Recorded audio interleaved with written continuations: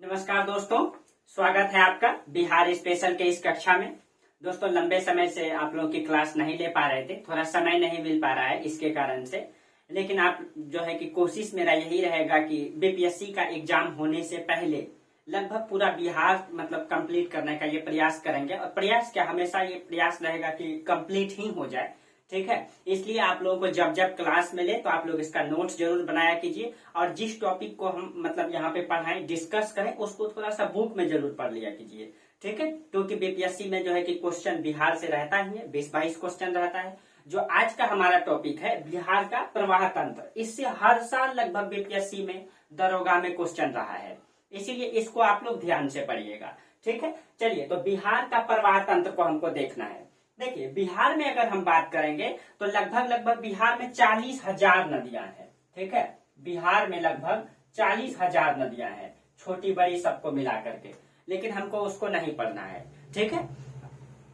हम लोग को रिसर्च नहीं करना है, हम लोग को विशेष नदी के बारे में जानना है कि मुख्य नदियां जिससे संबंधित क्वेश्चन पूछा जाता है जनरल स्टडीज में, ठीक है। चलिए, तो देखिए, जो बिहार की नदियां हैं उसमें से नदियों को बिहार में 2 भागों में बांटा गया है।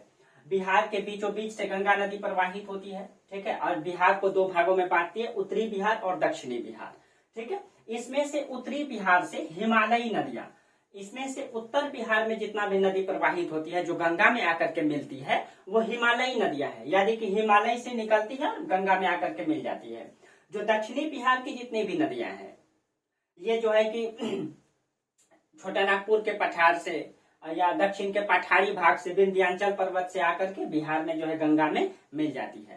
तो बिहार में नदियों को 2 भागों में बांट करके हम लोग देखेंगे, एक हिमालयी नदियां और एक पठारी नदियां, 2 भागों में बांटेंगे, ठीक है। देखिए, थोड़ा सा हम लोग ये चर्चा करना, इससे संबंधित क्वेश्चन रहता है। तो सबसे पहले उत्तरी बिहार की जो मुख्य नदी है उसके बारे में हम लोग चर्चा कर लें। जैसे कि सबसे पहला नदी है बिहार में घाघरा नदी, पश्चिम में, जो गंगा में आके मिलती है, ठीक है। ये घाघरा नदी को नारायणी नदी, सरयू और सालग्रामी नदी के नाम से भी जाना जाता है। और ये भारत का जो धार्मिक दृष्टि से बहुत ही महत्वपूर्ण नदी रही है ये, ठीक है, ये घाघरा नदी। और ये घाघरा नदी सीमा भी बनाती है, ये भी क्वेश्चन पूछा जाता है, ठीक है, कि कौन सी नदी सीमा बनाती है। तो ये नदी बिहार का, देखिए, उत्तर प्रदेश और बिहार का यहाँ सीमा बनाते हुए बिहार के यहाँ पे सारण जिला में, जिसको हम लोग छपरा कहते हैं, वहां करके गंगा में मिल जाती है, ठीक है। उसके बाद घाघरा के बाद है गंडक नदी। गंडक नदी, अभी सबका उद्गम स्थल भी बताएंगे। गंडक नदी नेपाल में एक नम्पा श्रेणी है, नेपाल के नम्पा श्रेणी से आती है, निकलती है। और ये आकर के पूरे यहाँ पे, ये गंडक नदी यहाँ से निकलती है, मानगेट नेपाल में ही पड़ता है, नम्पा से घाघरा निकलती है, ठीक है। तुतुंग, ये तुतंग स्थान है, ये मानगेट, ये नेपाल और तिब्बत की सीमा में पड़ता है ये, ठीक है। नेपाल और तिब्बत का सीमा है यहाँ पे, वहीं से ये नदी गंडक निकलती है और आकर के, ठीक है, बिहार में कहा मिल जाती है, ये पहलेजा घाट हाजीपुर में पड़ता है, जिसको वैशाली कहते हैं आप, ठीक है। तो वहीं हाजीपुर में आकर के ये गंडक नदी पहलेजा घाट में मिल जाती है। क्वेश्चन पूछता है, सबका उद्गम स्थल भी पूछ सकता है, कहाँ गंगा में मिलती है वो भी क्वेश्चन पूछता है, और ये कई बार क्वेश्चन पूछा भी गया है। उसके बाद ये बूढ़ी गंडक नदी है, तो सबसे पहले घाघरा, उसके बाद गंडक, उसके बाद बूढ़ी गंडक। देखिए, जो बूढ़ी गंडक है ये सोमेश्वर की पहाड़ी से निकलती है और गंगा में जो है कि लंबा दूरी तय करती है, इधर से आकर के इसे करके, और गंगा की की क्या कहते हैं इसको, समरूप चलती है, ठीक है, समांतर चलती है, ट्रेन की पटरी की तरह समांतर चलती है, लंबा दूरी तक समांतर चलती है। उसके बाद ये यहाँ आके मुंगेर में गंगा में मिल जाती है। कहाँ है ये, पश्चिमी चंपारण, पूर्वी चंपारण, कहाँ मुंगेर में आके लंबा दूरी तय करके मिलती है ये, ठीक है। तो ये ध्यान में रखना है कि कहाँ मिलती है गंगा में। उसके बाद है बागमती नदी। देखिए, ये जो बागमती है ये शिवपुरी पहाड़ी नेपाल में पड़ता है, वहां से निकलती है, गंगा में खगड़िया में आकर के मिल जाती है बागमती, ठीक है। ये बागमती जो है गंगा में खगड़िया में आके मिल जाती है। उसके बाद है कमला नदी। कमला नदी नेपाल से निकलती है। ये जो आपका कमला के बारे में नहीं लिखा है, ये महाभारत श्रेणी के पास से निकलती है और ये कोसी में आके मिल जाती है। ये गंगा में नहीं मिलती है डायरेक्ट, ये कोसी में मिलती है। और उसके बाद है कोसी नदी। कोसी नदी जो है कि आप लोग जानते हैं कि यहाँ पे पड़ता है गोसाई थान या गोसाई धाम भी कहते हैं उसको, ठीक है, सप्तकोशी भी उसका नाम है। गोसाई धाम या सप्तकोशी में, यानी कि यहाँ पे जो है ना 7 नदी का संगम है। यहाँ पे 7 नदी का संगम, यहाँ पे इसको कहा जाता है सप्तकोशी। सप्तकोशी, ये सप्तकोशी जो है ये कहाँ मिलती है? गोसाई धाम में आके, या गोसाई थान या गोसाई धाम में, वहां से ये कोसी बनती है। और ये बिहार के, ठीक है, कटिहार में पड़ता है कुर्सेला।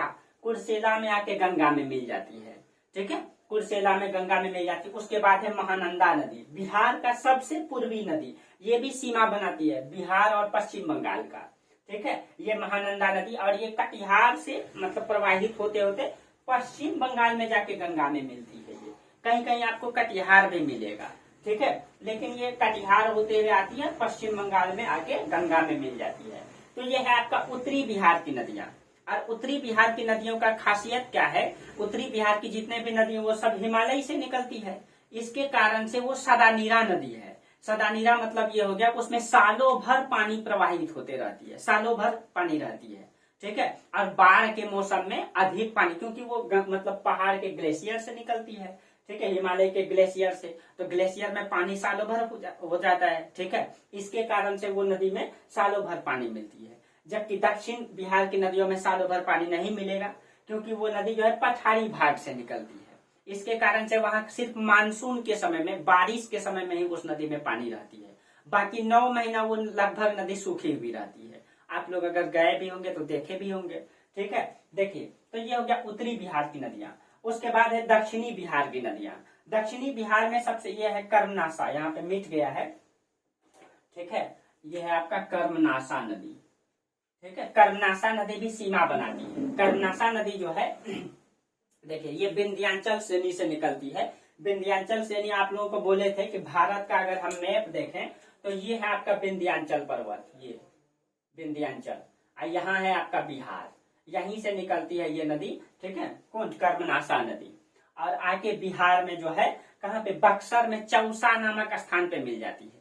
आपको याद होगा चौसा का युद्ध इसी यहीं पे लड़ा गया था, इसी नदी के किनारे चौसा का युद्ध लड़ा गया था। आगे आप लोगों को चौसा के युद्ध के बारे में भी इतिहास में पढ़ाएंगे, ठीक है। तो यहीं यहाँ पे बक्सर में पड़ता है चौसा, इसी नदी के किनारे, यहीं पे चौसा का युद्ध लड़ा गया था। यह चौसा नामक स्थान में ये गंगा में मिल जाती है, ठीक है। अब इसका नाम कर्मनाशा का क्या कारण रहा है, क्या रीजन रहा है, भाई हमको भी पता नहीं है उतना, ठीक है, लेकिन माना जाता है कि इस नदी में जो नहाता है उसका कर्म नाश हो जाता है।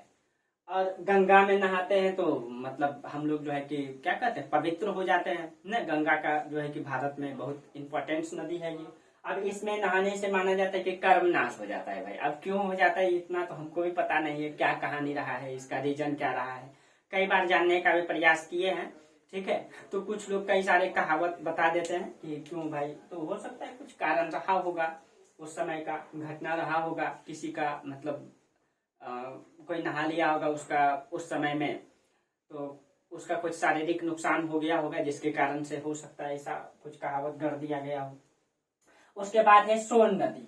देखिए जो सोन नदी है ये अमरकंटक मध्य प्रदेश से निकलती है। आप लोग जब यहाँ जाएंगे ना तो देखिए प्रायद्वीप भारत में आप लोग पढ़े होंगे कि भ्रंश घाटी में प्रवाहित होने वाली नदी, नर्मदा नदी पढ़े होंगे, ताप्ती नदी पढ़े होंगे। तो भ्रंश घाटी में जो यहाँ पे पड़ता है आपका ये विंध्याचल श्रेणी, और ये इसके बाद है सतपुड़ा की पहाड़ी। सतपुड़ा में 3 पहाड़ी है, ठीक है, एक तो सतपुड़ा और दूसरा मैकाले, और एक पहाड़ी का नाम भूल रहे हैं इसमें। सतपुड़ा मैकाले एक है, मैकाले में ही सबसे ऊंची चोटी है अमरकंटक, यहीं से निकलती है सोन नदी और लंबा दूरी तय करते हुए बिहार में आती है, ठीक है, अमरकंटक की चोटी से निकलते। ये क्वेश्चन पूछा जाता है। और ये पटना में भी पूछा जाता है। पटना में कहा? दानापुर में, पटना में जाकर के ये गंगा में मिल जाती है सोन नदी, ठीक है। और सोन की ही सहायिका है उत्तरी कोयल नदी। ये उत्तरी कोयल जो है कि झारखंड के मतलब ये छोटा नागपुर पठार से निकलती है, और ये जो है कि सोन में आके मिल जाती है। कभी कभी क्वेश्चन पूछ दिया जाता है, इसीलिए इसके बारे में लिख लिए हैं, ठीक है। उत्तरी कोयल जो है सोन की सहायिका है, ठीक है, छोटा सा मतलब प्रवाहित होती है। सोन के बाद है पुनपुन नदी। पुनपुन नदी जो है देखिए, पुनपुन की जो पलामू के पठार से निकलती है, जो झारखंड की छोटा नागपुर का पठार है उसी का हिस्सा है पलामू का पठार, वहीं से निकलती है गंगा में, फतुहा में आकर के गंगा में मिल जाती है। गंगा मतलब पटना में ही पड़ता है, ठीक है। ये क्वेश्चन कई बार पूछा गया है कि पुनपुन जो है गंगा में कहाँ पे आकर के मिल जाती है, तो इसको ध्यान में रखिएगा। उसके बाद है फाल्गु नदी। फाल्गु नदी जो है ये भी देखिए, फाल्गु नदी भी निकलती है छोटा नागपुर के ही पठार से, लेकिन ये ताल क्षेत्र में यहाँ पे आकर के विलीन हो जाती है और मतलब विलीन मतलब नहीं दिखाई देती है। बहुत सारे नदियों का मतलब सहायक रूप लेकर के ये, और ये लंबे दूरी तक जो है कि गंगा की सीमा मतलब ये समानांतर चलती है और उसके बाद ये गंगा में आके मिल जाती है। ठीक है, तो ये फाल्गु नदी जो है डायरेक्ट गंगा में नहीं मिलती है, डायरेक्ट गंगा में नहीं मिलती है, टाल क्षेत्र में विलीन हो जाती है। ठीक है, टाल क्षेत्र के बारे में चर्चा भी किए हैं, अगले क्लास में फिर चर्चा भी करेंगे जब मिट्टी पढ़ाएंगे तो। ठीक है, उसके बाद है किऊल नदी। किऊल नदी गंगा में मिलती है। ठीक है, देखिए किऊल नदी जो है झारखंड से निकलती है, नाथनगर में आकर के ये गंगा में मिल जाती है। उसके बाद है बड़वा नदी। ठीक है, बड़वा नदी जो है ये आपका चंपा नाला पड़ता है, ये मतलब भागलपुर में है ये जगह। ठीक है, वहाँ पे हम वहाँ लोकल क्षेत्र वहाँ रहे हैं इसलिए लिख दिए हैं लोकल नाम। ठीक है, बड़वा नदी ये वहाँ पे चंपा नाला के पास गंगा में मिलती है। ठीक है, तो ये है बिहार की कुछ नदियां, इससे संबंधित क्वेश्चन कई बार पूछा जाता है। ठीक है, जैसे घाघरा नदी को किस नाम से जाना जाता है, ये क्वेश्चन पूछा गया है। ठीक है, दूसरा जो जैसे गंडक नदी है कहाँ से निकलती है, वो कहाँ जाके मतलब गंगा में मिलती है, ये भी क्वेश्चन पूछा गया है। दूसरा गंगा नदी बिहार के कितने जिलों से होकर प्रवाहित होती है, ये भी क्वेश्चन पूछा गया है और बता भी दिए हैं कि गंगा नदी बिहार के 12 जिलों से होकर प्रवाहित होती है, बताए हैं पिछले क्लास में बताए थे। ठीक है, अब आप लोगों को ये क्लियर हो गया होगा। आपको एकदम कॉन्सेप्ट बना लेना है, मैप में कॉन्सेप्ट बना लेना है। उत्तर में कौन सा है, घाघरा, गंडक, बूढ़ी गंडक, बागमती, कमला, कोसी, महानंदा। दक्षिण में कर्मनासा, सोन, पुनपुन, फाल्गु, किऊल, बड़वा, चांदर। एक और है अजय नदी, वो गंगा में नहीं मिलती है। ठीक है, गंगा में मतलब बिहार में नहीं मिलती, आगे जाकर के गंगा में मिलती है पश्चिम बंगाल में। ठीक है, तो ये है बिहार की प्रमुख नदियां। ऐसे तो बिहार में बहुत सारी नदियां हैं, छोटी बड़ी नदियां 40,000 नदी है, लेकिन ये मुख्य नदी है जिससे संबंधित क्वेश्चन आपसे पूछा जाएगा। ठीक है, अब देखिए, हाँ इसमें कौन कौन, तो आप लोग याद रखिएगा जो सीमा बनाने वाली नदी है, एक तो घाघरा नदी है, महानंदा नदी है और गंडक नदी है।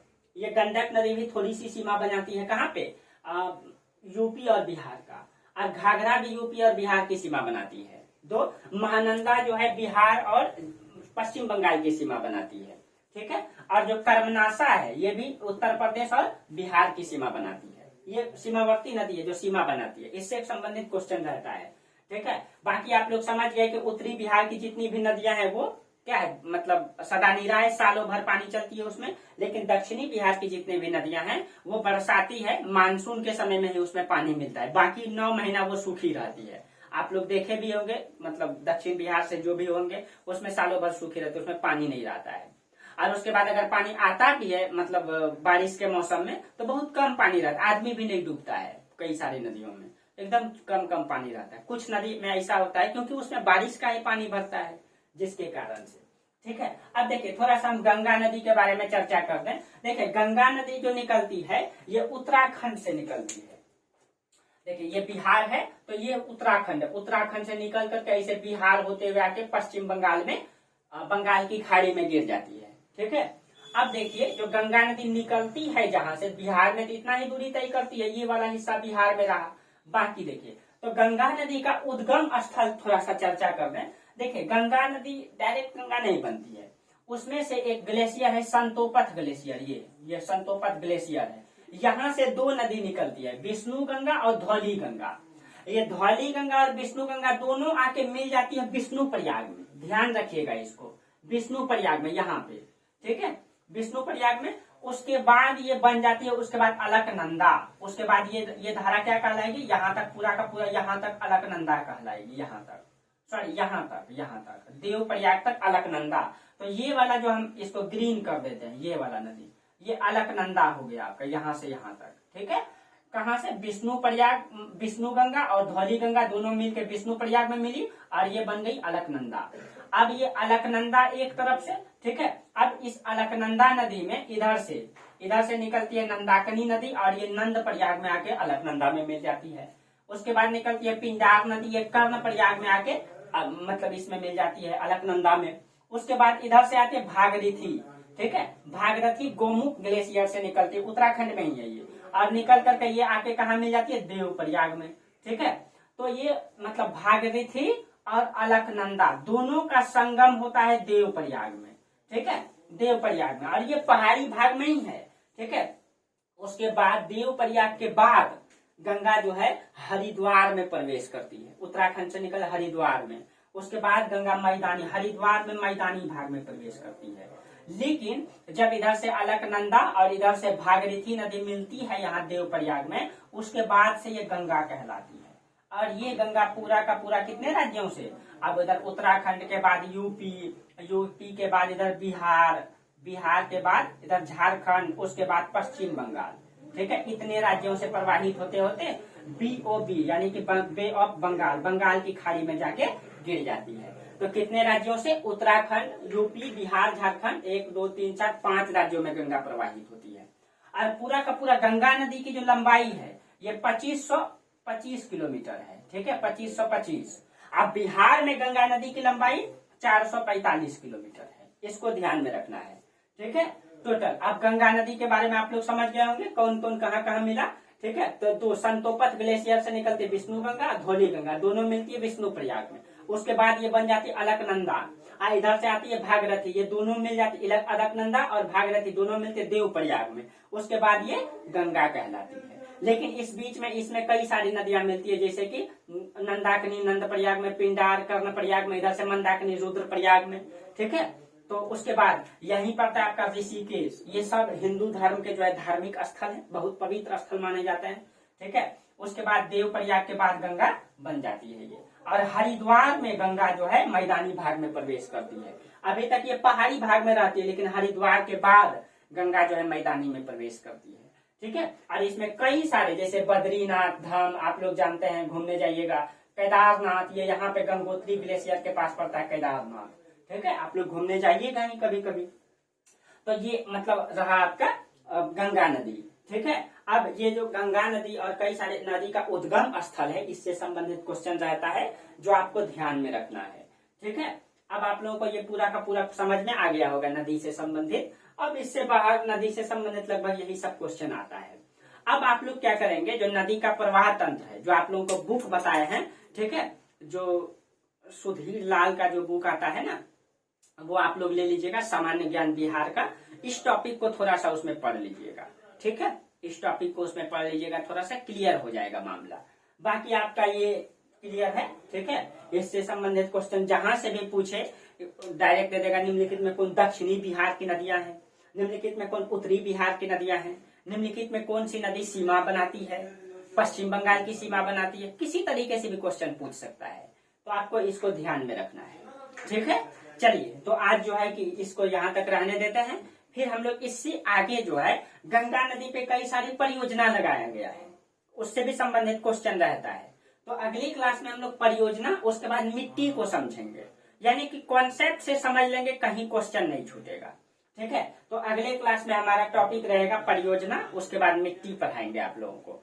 चलिए, तो आज जो है कि यहीं तक रहने दीजिए। तब तक के लिए आप लोगों को बहुत बहुत धन्यवाद। Thank you.